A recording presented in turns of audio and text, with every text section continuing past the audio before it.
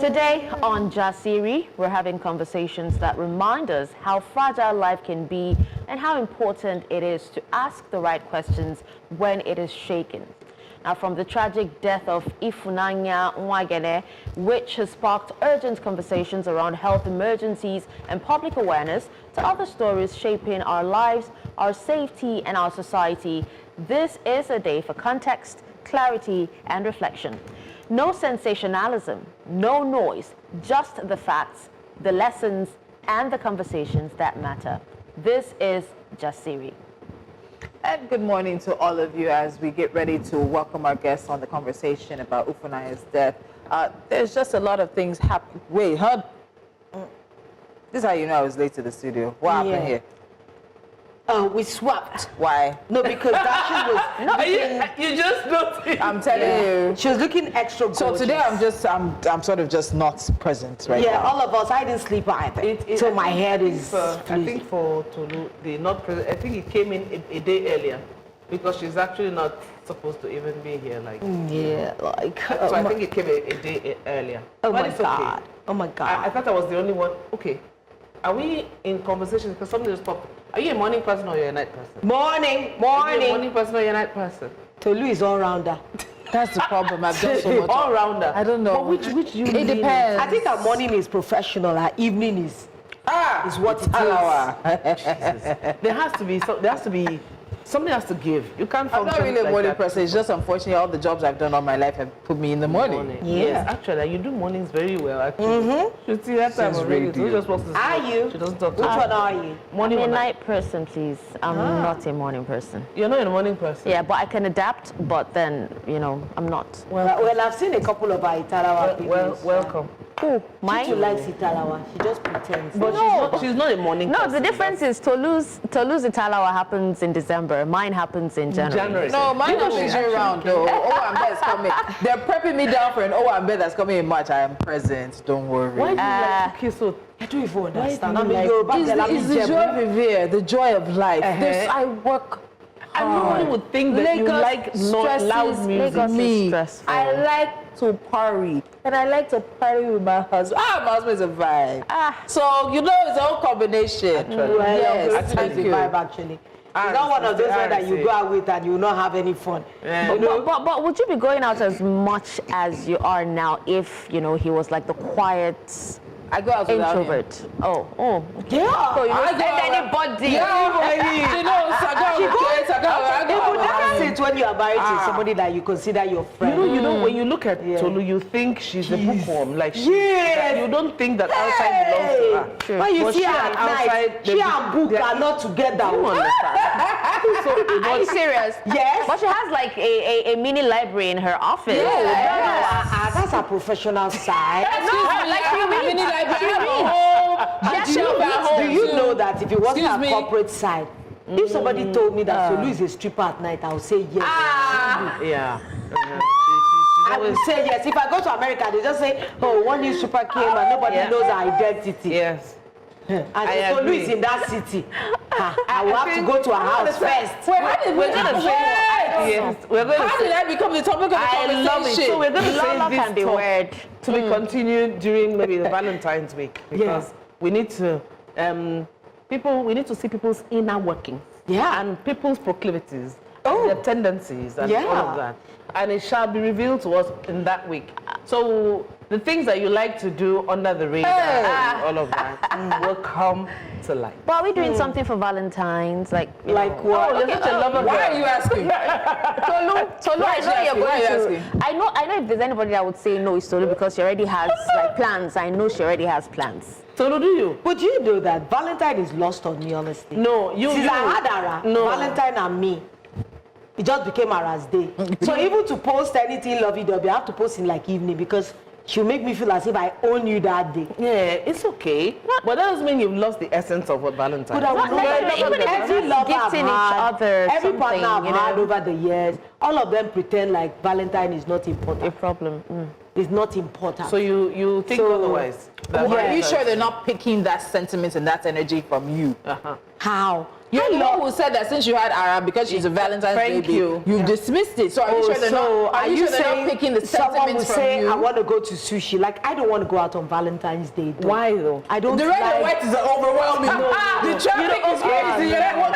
It's like you wanting to love go during to the the year beach on Christmas Day.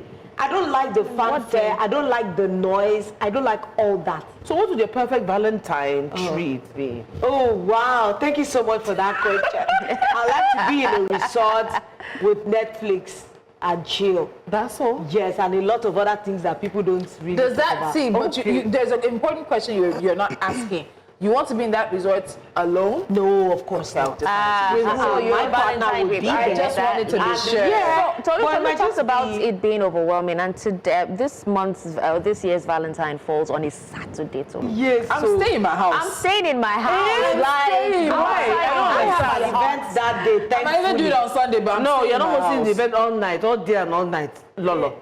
No, but I will go home at night, and I'm hoping. I said that he wants us to go and eat. Yeah. So I will definitely go and eat like maybe the next day Okay, or so a day before. I'm busy on the day before. I wait about him, but maybe on Sunday he can spend his money in a nice restaurant. But that means you'll miss our special guest. No, I will stay here. Friday.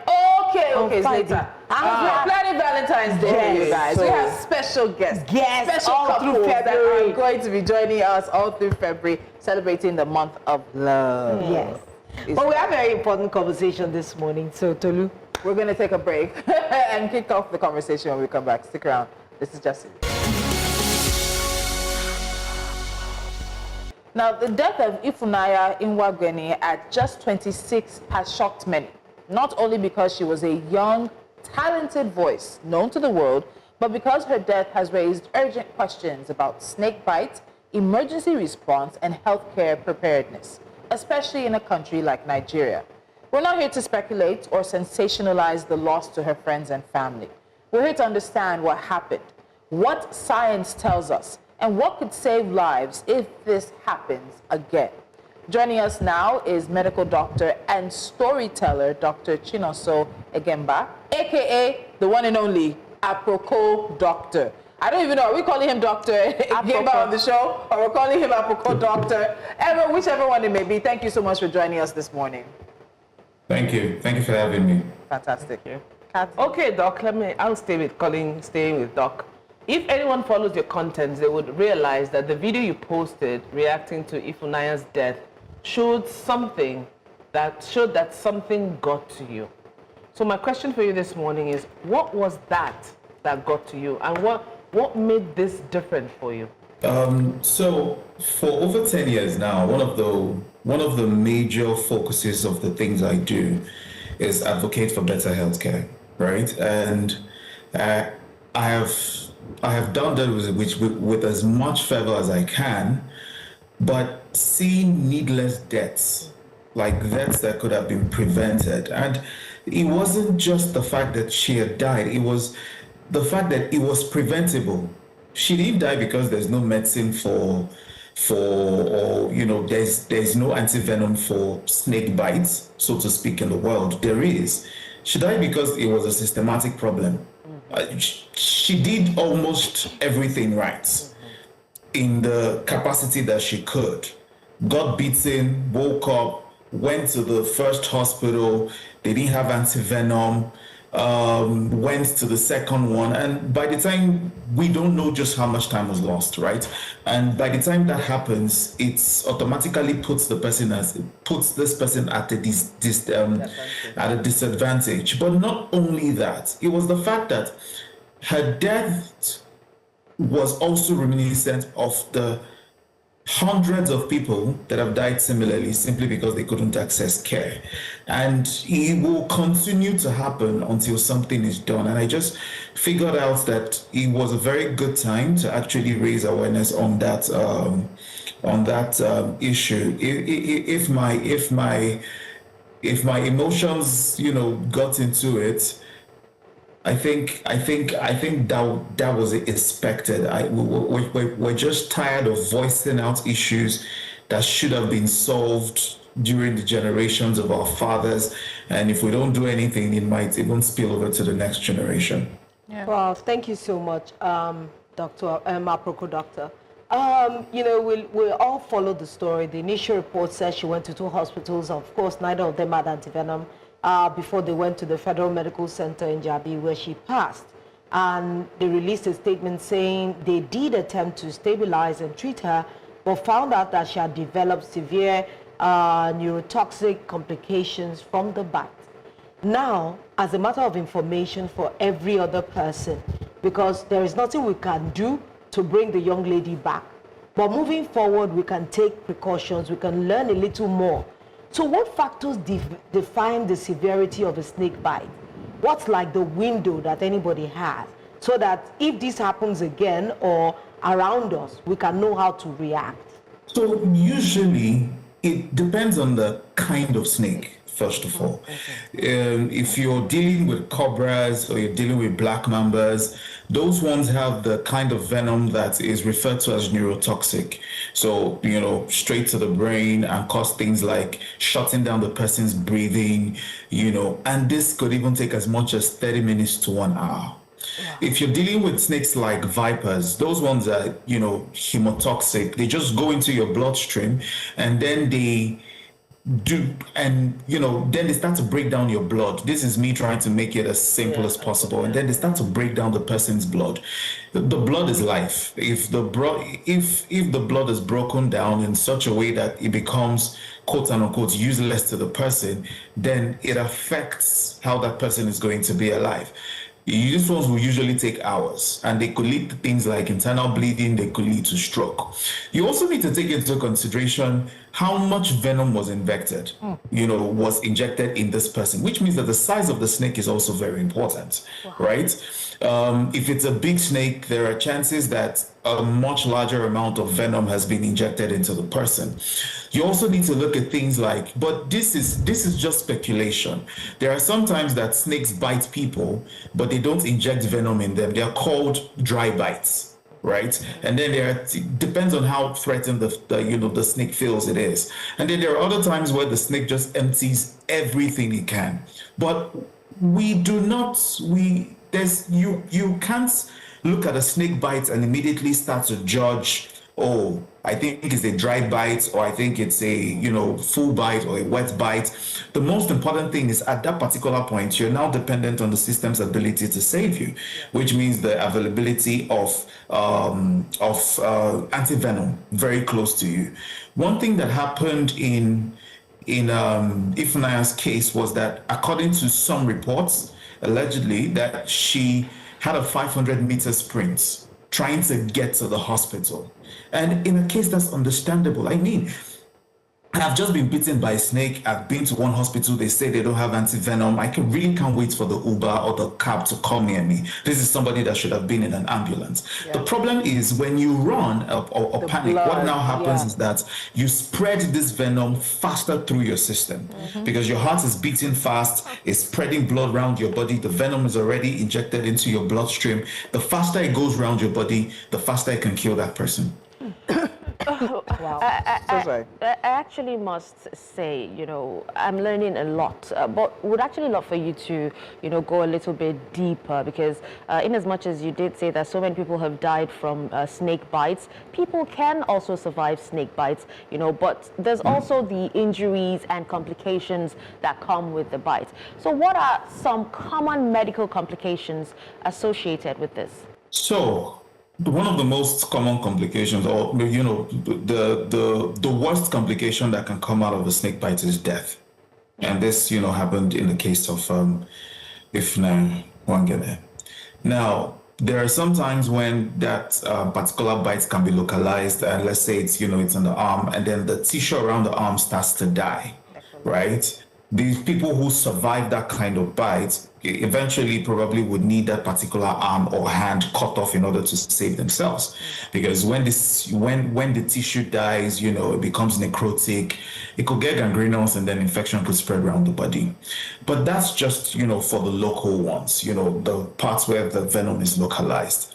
In parts where it is spread around the body, which I talked about, the neurotoxic one, is where the person's breathing could just stop, because it could go to the brain, affect the brain's ability to send impulses down the body, and a lot of things could happen. Paralysis could happen, right? There are some other cases where somebody develops kidney injury, kidney failure, because let's say this person has a clot, and from the venom, the clot goes around the body, goes to the kidneys, affects it, injures the kidneys. That person might require dialysis. In some cases, this person might, recover enough to be able to retain a function of their kidney. There's also blindness, and this is from, spitting cobras, right? So these are just the numerous complications that could arise even after a person has survived a snake bite. So a person can survive a snake bite, and there is a possibility that they are going to live with lifelong complications if nothing is done immediately. I'm just looking at Catherine's face as you're talking about these potential complications. And really, snake bites is not a conversation we tend to have. We talk about Lassa fever when dry season is coming and people are warned about rats, but we don't really talk about snakes. And this was in Abuja, and it was not outside. She was woken up in the middle of the night or in the early morning by a bite on her leg. The snake had entered into the compound, entered into the house, entered into her room. And I don't know how many people know, we'll put the slide back up, but Nigeria is home to at least 18 known venomous snake species. And 12 of those 18 are classified as highly venomous and dangerous to humans. And the most dangerous one that causes about 95% of fatal snake bites are the West African carpet viper, the puff adder, and the black-necked spitting cobra, which you mentioned, of course, that can even lead to blindness. And I've often heard that doctors need to know the type of snake that bit you to be able to administer the right anti-venom. But here in Nigeria, the video you had posted, you talked about the fact that there's a specific anti-venom developed for Nigeria, for West Africa, because it's also a West African sort of conversation, and that's called Equitab. So how does Equitab address almost all of these types of venom? And when I was looking into this, we'll talk about the importation of that, but this Equitab is supposed to cover almost every type of venomous snake in Nigeria. Can you tell us about that? So yes, the Equitab plus ICP, that's the full name of the antivenom, is what is known as a polyvalent venom. Now, it is designed to work against the venom of at least the 3 most dangerous snakes, so the carpet viper, the puff adder, and the spitting cobra. When you have this type of polyvalent venom, antivenom, what it does is that it removes the guesswork. Most people cannot remember the kind of snake that beats them. Yeah. Because they're usually panicking. This is a place where things happen, right? Also, the possibility of the snake coming into her room and biting her is a strong possibility that we all must deal with. We must not assume that this just happens in the rural areas. The possibility of it happening in the rural areas is high. But that does not take out the fact that the possibility of it happening even in well-developed cities is also high. There's this popular program on that I grew up watching called Snakes in the City. I mean, it was situated in Johannesburg. There's this particular guy that just goes around, people having complaints about snakes in their compounds, and then he's catching them. And this is in a city that is as developed as Johannesburg. How much more Abuja, how much more Lagos, how much more other cities in the world. So snakes in the city is actually something that we should deal with, right? Now, that's why this polyvalent venom, which is the Equitab, is supposed to remove the guesswork. Because at the time when you're with a patient, you can't be asking what kind of snake bit you, what's the color. This person has been bitten, they're developing symptoms. Now, it will cover at least 95% probability of what beat you. Which is why it's very important that we have this particular polyvalent antivenom situated across all the primary healthcare centers in Nigeria, so that it's easy to get them. We don't know the distance she had to travel in order to get that polyvalent antivenom. But imagine if the primary healthcare center close to her already had it. We would probably be having a different conversation today. But let's talk about cost, because we'll talk about the system in just a moment. I saw an interview by the medical director of the Snakebite Hospital and Research Center in Kaltungo, one of the ones that we have in Gombe State, I want to say Gombe Snake, Dr. Nicholas Amani, and he said that the anti-snake venom is scarce and it costs as much as 250,000 naira. Apropos, doctor, how much do you want to spend? How many anti-venom vials do we want to put in primary healthcare centers across Nigeria? Why does it cost 250,000 naira? I believe that is one of the first questions that we should start asking. One of the reasons, especially when you look at economics, is one of the reasons something costs that much is probably because we've not found a way to locally produce it, right? And this is very important to us. If we're going to deliver healthcare to a large number of people, we should put our thinking caps on and be able to ensure that a large number of people, we can produce that in a large number. The reason it's expensive is probably because we're outsourcing so many things. So yes, we can talk about the costs, but let's also look at the way to ensure that that cost is actually reduced. We shouldn't be dying from snake bites in 2026. This is where the world is moving on to different things, and simple things like snake bites are killing us. Now, we're talking about Ifunanya in this case. How about the numerous people that never made it to the news? Yeah. Who are in, rural areas? None of them make it to the news. We're having this conversation because one made it to the news, and we shouldn't have to wait for something to happen to somebody popular before we start to treat that particular condition serious. It's almost as if we're having what is called a car crash issue in our mentality when it has to do with healthcare. There's something I usually talk about, which is called the black box thinking, right? When a plane crashes, everybody comes around to ensure that they investigate every single thing as to why that plane crashed. Mm-hmm. Unfortunately, it is looking like just the reason that investigation happens is so that they prevent the next crash, which is why planes are seen as one of the safest ways. But it looks like as if rather than investigating the cause of death in everybody, investigating it up to the minutest detail, we're more interested in covering our bases and having press releases. No, what led to her death? What were the particular factors that led to her death? Okay, it's cost. It's expensive. Why is it expensive? What can we do to reduce the expense so that the next person doesn't die from this? That's my question actually is based on what you've just said. I see your frustration with it. It can't be easy being a medical practitioner in Nigeria. But let's talk about the issues that Ifunanya's death has raised about emergency response and treatment. Now, we know that the Federal Medical Center in Jabi, they say she was given an anti-venom. It goes beyond them. So let's look at India for a moment. India is the country with the highest number of snake bites and deaths from snake bites per year. And Nigeria is considered a hotspot.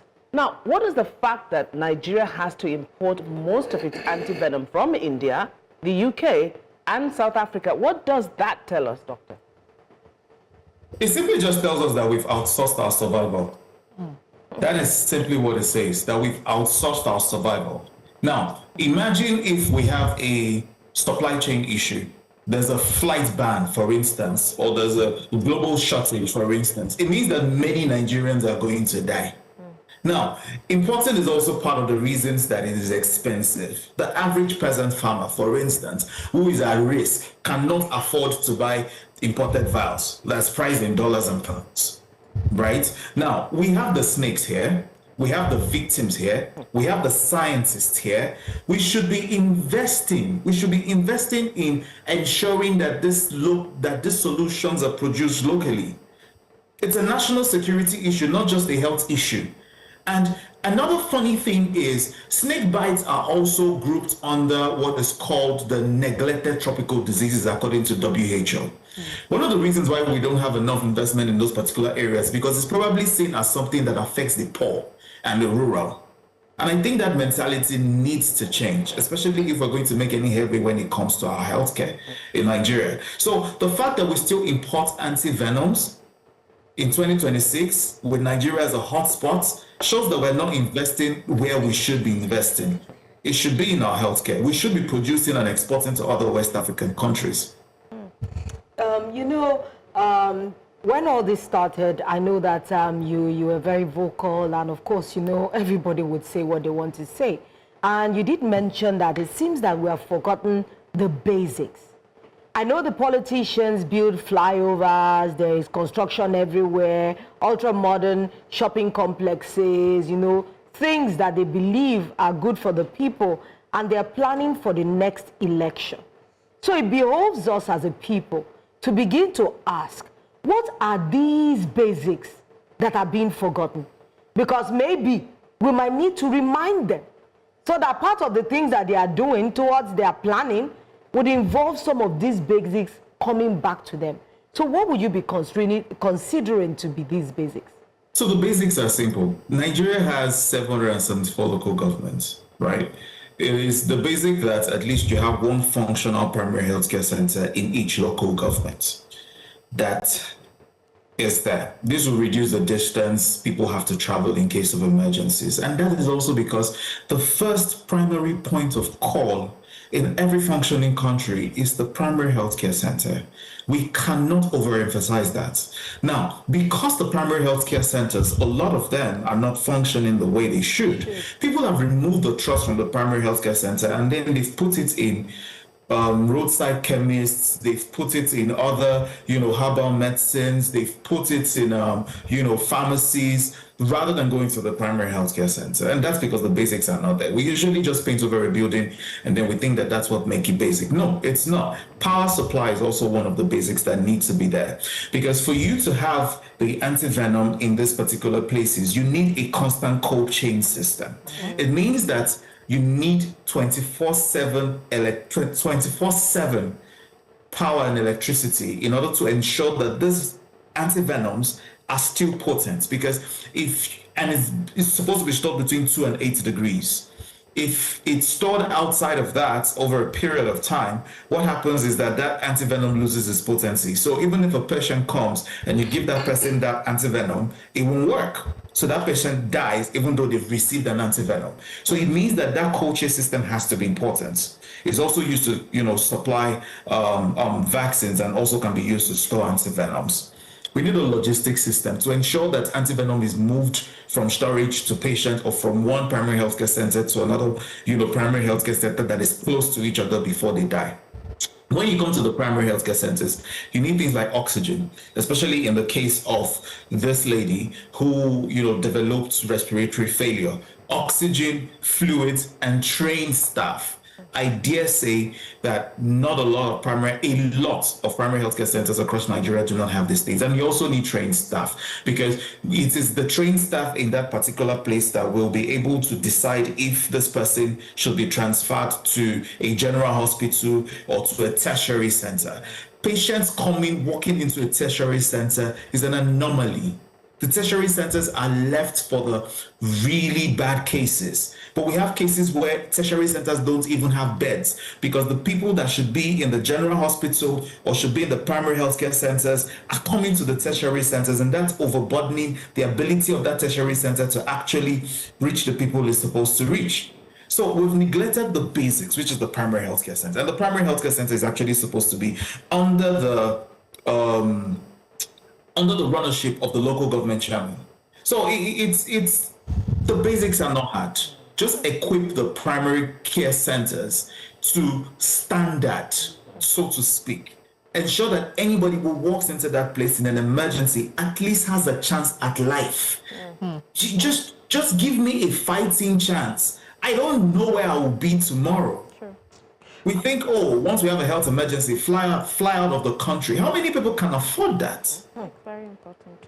All right, Doctor, those who have been following you know that you've been on a drive to encourage Nigerians to know their primary healthcare centers and also to demand better there. Now, you've been to a few states on this. Are the people responsive, or because we've been responsible for ourselves for so long, so it's almost like we don't even see these primary healthcare centers? What do you say? I'd say it is slow progress, but people have learned helplessness. They have deep apathy. They just don't care about these things anymore. They just assume that the primary healthcare centers has no drugs, so they just go straight to the chemist or go somewhere else. You could see that the conversation, especially now, when this whole case came to limelight, was what are the herbal remedies for snake care, for snake bites. People were putting things like black stone. Somebody says chew this leaf, and when you watch these things, it fills you with a sense of sadness, because you just realize that they've given up on the health care. Yeah, they have. So they are looking for that mama close to them who has dealt with snake bites or this black stone. And one thing that does is that it opens up the room for unscrupulous individuals to be able to take advantage of these people. Because I can come out tomorrow and say, I have a black stone that can cure this, and people will rush it because they are afraid, they are scared. But rather than calling out the systems that should be put in place to ensure that I have a chance at life, we just end up fighting ourselves. But what we're trying to do is to ensure that this is systematic and not just a flash in the pan, which is why we started this even as far as last year, and we will continue until we'll see measurable progress, so to speak. So we're going around, we're recruiting people who can hold their local government chairman at least responsible to be able to ensure that the primary healthcare center is working.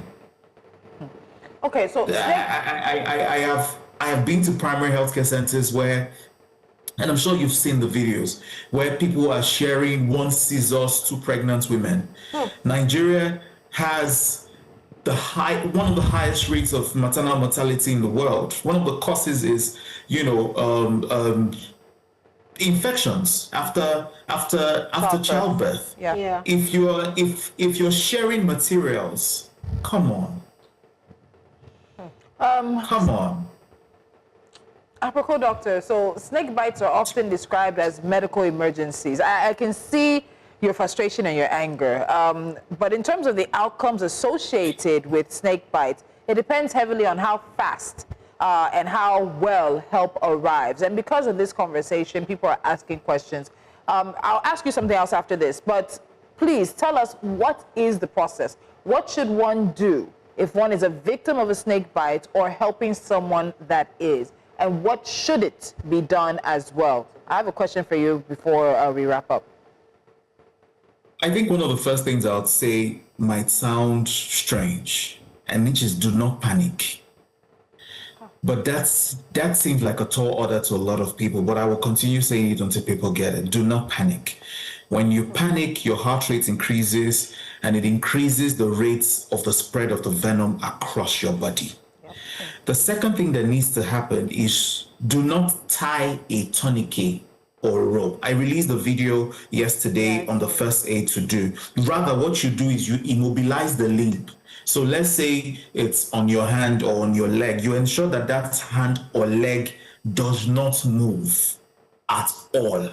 Because if it moves, it spreads in, gets into your, a bloodstream and just goes around your body. So you need to immobilize that, arm as much as can. Treat it like a fracture. So just think of a snake bite as a fracture. Splint it. Ensure that it doesn't move. Calm down. And then move to which is why we still talk about there's only so much first aid can do. You're not supposed to cut the wound. You're not supposed to suck it out. You're not supposed to use black stone because that just elongates the process. Now, it is very important that you get to a hospital immediately where the anti-venom can be given to you, which now raises the question, do we have proper ambulance services? Can people be transported from one place to the other without moving the particular arm? Because moving the particular arm while trying to force me into a car might probably spread the venom around my body. So at the end of the day, this still requires a lot of factors to come into play. It is not just something as simple as Okada jam his leg. This is serious. It's already in the body. So aside from the splinting and the immobilization, some people say still there are some reports of some people in Australia who have survived snake bites by laying completely still, right? But then again, you don't know the kind of snake, you don't know the size of the snake, you don't know the amount of venom that has been injected into you. So that is not something that we can recommend, lie completely still. You have to get to a hospital, and it is very important that the first hospital you get to has the anti-venom for you. And I think maybe not just the anti-venom, also has the oxygen you mentioned earlier, has the basics, and is your first and last stop.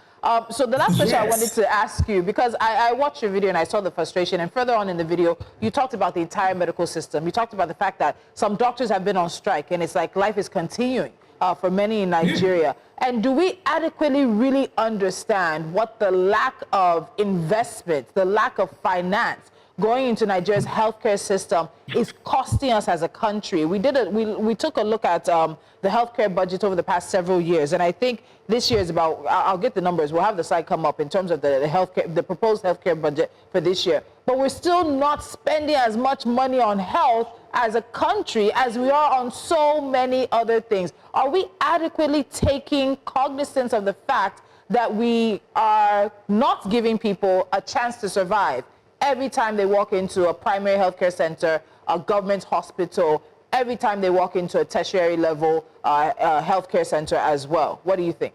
I think that, first of all, we're not spending enough on healthcare.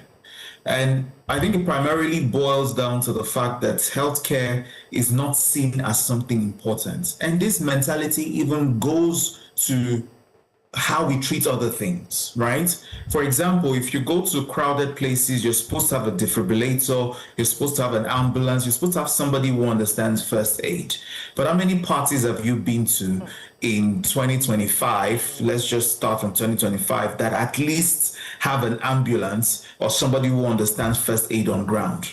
Right? So it shows even how we personally, how we as the public treat healthcare. We don't see it as something important. And it starts from valuing a human life. The value of a single human life is very important.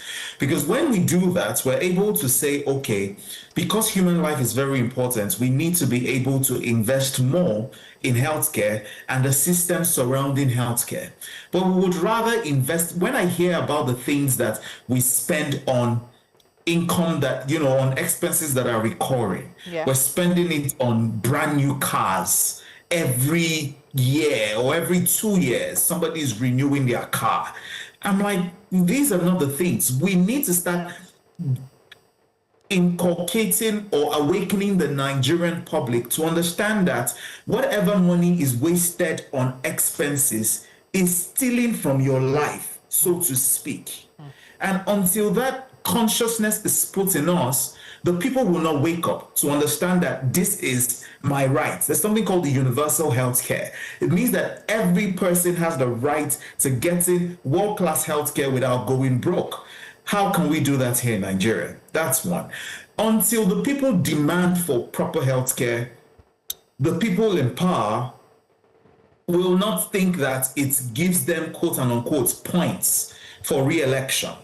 Right? Because we focus on other things. Oh, I'm going to build flyover. Oh, look at the work that I've done. And they start pointing to stadiums, hotels, flyovers. And I'm like, no, these are not the things that keep people alive to vote you the next time.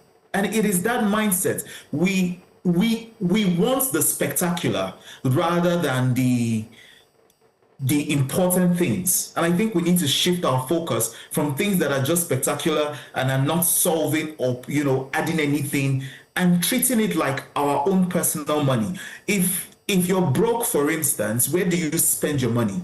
Do you spend it on a flashy new dress, or do you spend it on ensuring that your family survives at least for the next 3 months? That is how we think normally as human beings. But then when it comes to government, we just assume, oh, it's everybody's money. Don't worry, when this one finishes, another one is going to come. And we just spend it lavishly. And the places, for instance, we're still importing anti-venoms. What are the other things that we're not, producing locally? Vaccines, for instance. We have too much of a population to be able to import some of these things and depend on.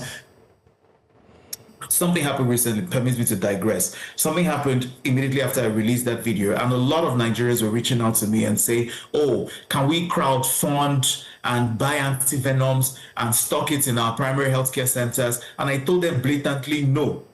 It's not every problem that we should, quote and unquote, crowdfund our way out of. Yes. This is a systemic problem, and you cannot NGO your way out of it. It takes the government taking responsibility for the life of its people to ensure that we, you know what? I think at this point I'm just going to become a broken gong. So I'll probably just wait for your next question. It's It's not. okay. I mean, because every one of us on this table resonates with every shade of emotion that you you're have feeling. shown us today. We can resonate with it completely, and it is not funny. We thank you, Dr. Chinonso Egemba, also known as Aproko Doctor. Thank you so much for joining us this morning, because it's a conversation that we needed to have, and sometimes we need these reminders to understand what's in front of us and to know what we should demand as individuals and as citizens of this country. It's sad that it takes the death of Ifunanya to talk about the things that we need to talk about, and may this tragedy not befall us in the future. May it not go in vain. We hope that the relevant authorities, will sit up and do the needful. Thank you so much again for being part of the series this morning, Doctor. Thank you. Yeah. Thank you. All right, let's take a break. Let's take a break, guys. We'll be back. So we did have another conversation to talk about, but there's a lot of things that came up in the conversation we just had with Aproko Doctor. And I think it's more important for us to dwell on that, especially as we have entered election season. We have elections in 2027. But even from late last year, you already saw that Nigerian politicians were already gearing up for elections. And one of the conversations I hope we'll have with Aproko Doctor is setting the health priorities for whoever wants to be president or governor of Nigeria or governor in Nigeria in 2027. We cannot continue to move from crisis to tragedy to crisis to tragedy.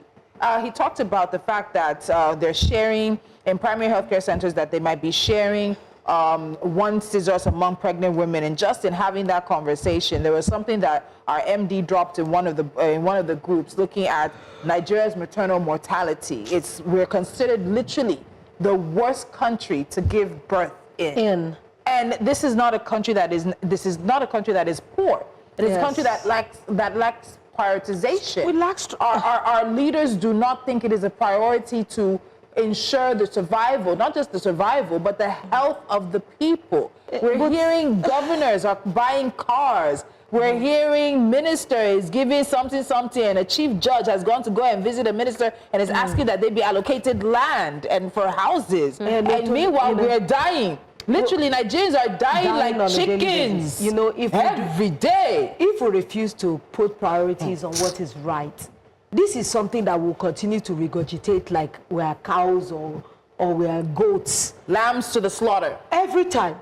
Our healthcare center, this year alone, I know how many times, late last year, how many times we have talked about the healthcare system. Yes. We've had the president, we focused on the strike, we talked about the general healthcare system, and you can see that nothing is changing.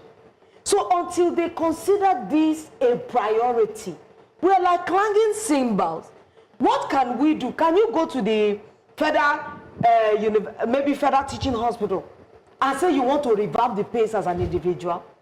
Something that is only the government that has the capacity to be able to do better for those kinds of places. Because have you not heard of teaching hospitals who don't have light? I remember, is it UCH or which one? That it took some time. They were owing so much. And this is where people not only get treatment, this is where they teach upcoming doctors in the craft. And if all these things, I know how many hospitals, do you know how much people that have to do MIRs, sometimes they tell them to pay for the generator they will put on. So you that is sick, looking for, you are in a government hospital, which is supposed to be subsidized, safe. You have to pay through your nose to be able to access health care. And even then, What, are we back in the jungle times? Would you blame people for seeking tradomedical? Because they are just looking for a cheaper option. Before you come in, you talked about lights, and it just reminded me of a story that I saw yesterday where South Africa cut off power to the High Commission, the Nigerian High Commission for failing to pay, for failing to pay for being in debt or something. Bad behavior has existed in Nigeria since. It has become the normal, and it irritates me, it irks me, it's all in bad taste that we continue to accept it. Tolu said the season of election is upon us. Next year is election year. There has been talk and dance and the slow movement towards the election season from last year, whether we like it or not. And people are just looking for anywhere belly face now up. And it is clear to see that snake bites, deaths from snake bites are no importa. It does not concern the government about snake bites. Maybe it really does one of them. And they'll fly out of the country. Oh, but go on a snake bite. You don't want to be considered somebody. That they have top-notch standby doctors, these rich people. So whenever anything happens, you know, they call on them and they're there at their beck and call. So this is what you're seeing on your screen is reportedly the snake that bit Ifunanya.